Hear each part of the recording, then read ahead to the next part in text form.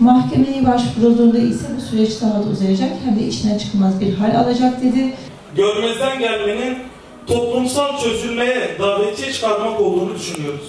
Sizlerin de bildiği gibi bir meyve ağacının çekirdeğinin içerisinde o ağacın yaprakları, dalları, çiçekleri, hatta meyvenin özellikleri de bulunur.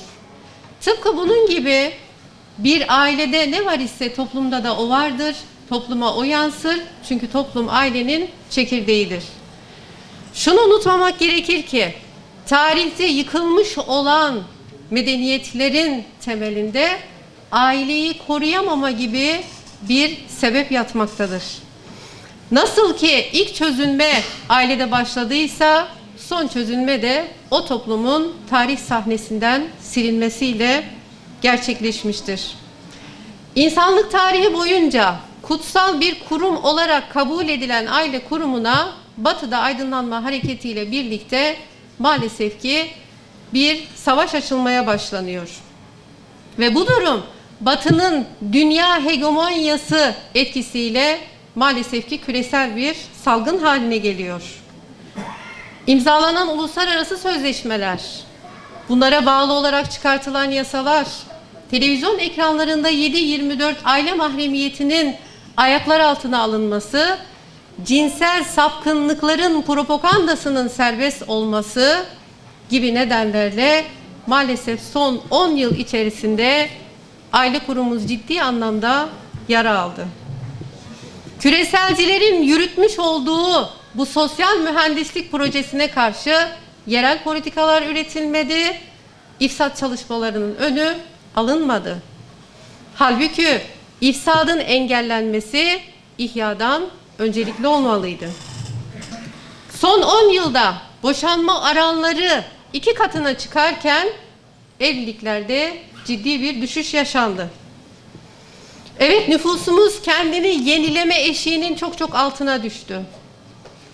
Ve evlenme yaşına geldiği halde evlenmeyen gençlerin oranı 19.000'e çıktı.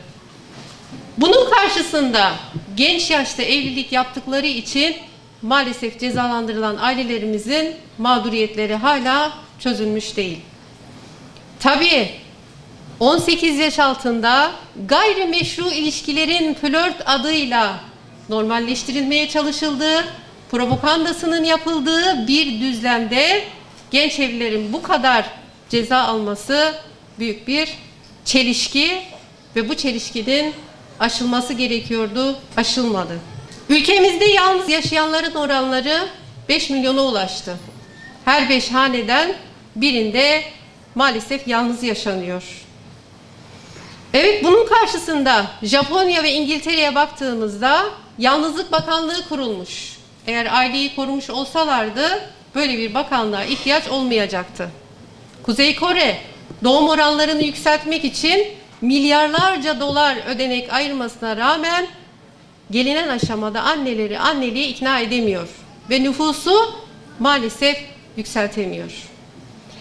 Evet, eğer ki önlem alınmazsa, aileyi ifsad eden politikaların önüne geçilmezse, annelik aleyhtarı çalışmaların önüne geçilmezse bizim de aynı sonuçlarla yüz yüze gelmemiz kaçınılmazdır.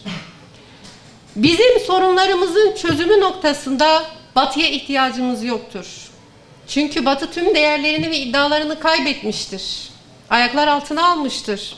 Aksine tüm değerlerini kaybeden Batı'nın bize ihtiyacı vardır.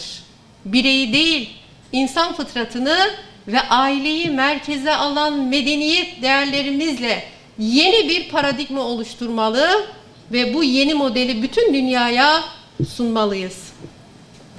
Aileler dağılırken izlemek ve çocukların geleceği çalınırken ümitsiz bir vaka gibi bu olayı düşünmek bizim kaderimiz olmamalı.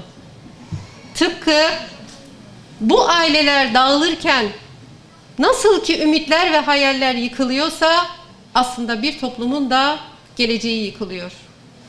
Onun için zayıflayan aileleri güçlendirmek, bu aileleri onarmak için bir aile arabuluculuğu mekanizmasının hayata geçmesi gerekiyor.